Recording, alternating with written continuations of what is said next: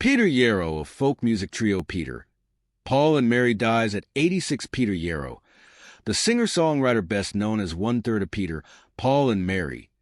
The folk music trio whose impassioned harmonies transfixed millions as they lifted their voices in favor of civil rights and against war, has died. He was 86. Yarrow, who also co-wrote the group's most enduring song, Puff the Magic Dragon, died Tuesday in New York, publicist Ken Sunshine said. Yarrow had bladder cancer for the past 4 years. Our fearless dragon is tired and has entered the last chapter of his magnificent life. The world knows Peter Yarrow, the iconic folk activist, but the human being behind the legend is every bit as generous, creative, passionate, playful, and wise as his lyrics suggest, his daughter Bethany said in a statement. During an incredible run of success spanning the 1960s, Yarrow, Noel Paul Stookey, and Mary Travers released 6 Billboard Top 10 singles, 2 #1 albums, and won 5 Grammys. They also brought early exposure to Bob Dylan by turning 2 of his songs, Don't Think Twice, It's All Right, and Blowin' in the Wind, into Billboard Top 10 hits as they helped lead an American renaissance in folk music. They performed Blowin' in the Wind at the 1963 March on Washington, at which the Reverend Martin Luther King Jr. delivered his famous I Have a Dream speech. After an 8-year hiatus to pursue solo careers, the trio reunited in 1978 for a Survival Sunday, an anti-nuclear power concert that Yarrow had organized in Los Angeles. They would remain together until Travers' death in 2009. Upon her passing, Yarrow and Stookey continued to perform both separately and together.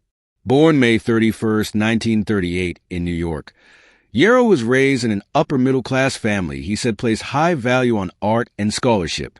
He took violin lessons as a child, later switching to guitar as he came to embrace the work of such folk music icons as Woody Guthrie and Pete Seeger. Upon graduating from Cornell University in 1959, he returned to New York, where he worked as a struggling Greenwich Village musician until connecting with Stookey and Travers. Although his degree was in psychology, he had found his true calling in folk music at Cornell, when he worked as a teaching assistant for a class in American folklore his senior year. I did it for the money because I wanted to wash dishes less and play guitar more, he told the late record company executive Joe Smith. But as he led the class in song, he began to discover the emotional impact music could have on an audience. I saw these young people at Cornell who were basically very conservative in their backgrounds, opening their hearts up and singing with an emotionality and a concern through this vehicle called folk music, he said. It gave me a clue that the world was on its way to a certain kind of movement, and that folk music might play a part in it, and that I might play a part in folk music. Soon after returning to New York, he met impresario Albert Grossman, who would go on to manage Dylan, Janis Joplin, and others, and who at the time was looking to put together a group that would rival the Kingston Trio, which in 1958 had a hit version of the traditional folk ballad Tom Dooley.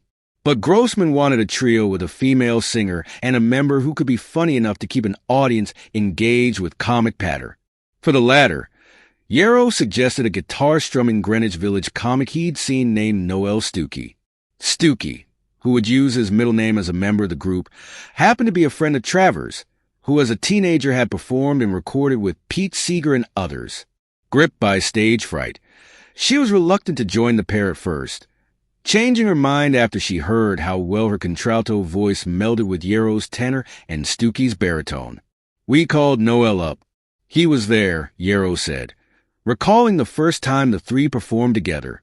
We mentioned a bunch of folk songs, which he didn't know because he didn't have a real folk music background, and wound up singing Mary Had a Little Lamb.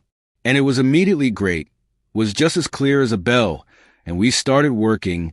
After months of rehearsal, the three became an overnight sensation when their first album, 1962's eponymous Peter, Paul, and Mary, reached #1 on the Billboard chart.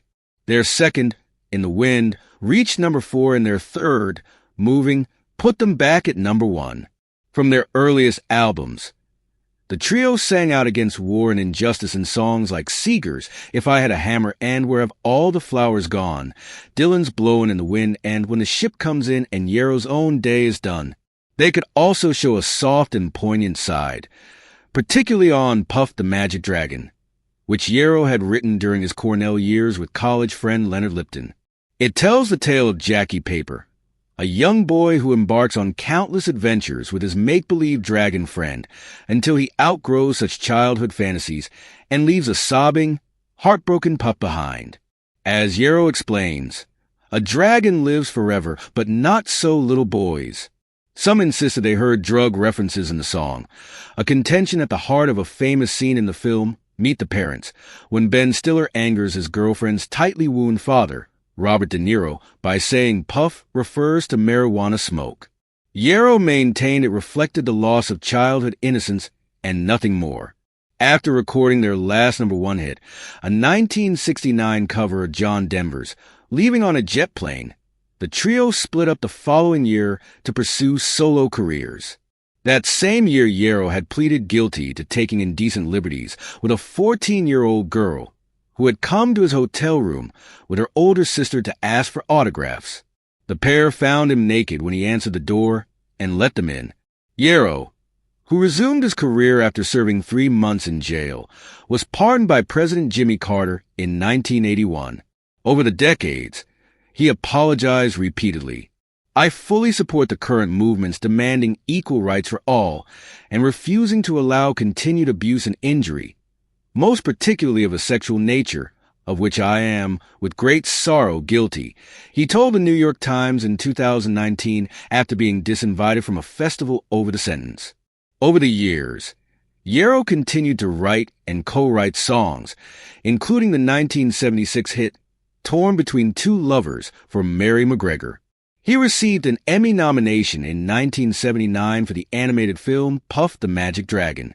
Later songs include the civil rights anthem, No Easy Walk to Freedom, co-written with Marjorie Tabankin and Light One Candle, calling for peace in Lebanon. Yarrow, who with Travers and Stuckey had supported Democratic Senator Eugene McCarthy's 1968 presidential bid, met the Minnesota senator's niece, Mary Beth McCarthy, at a campaign event. The couple married the following year. They had 2 children before divorcing. In addition to daughter Bethany, he is survived by his wife, Mary Beth, son Christopher, and granddaughter Valentina.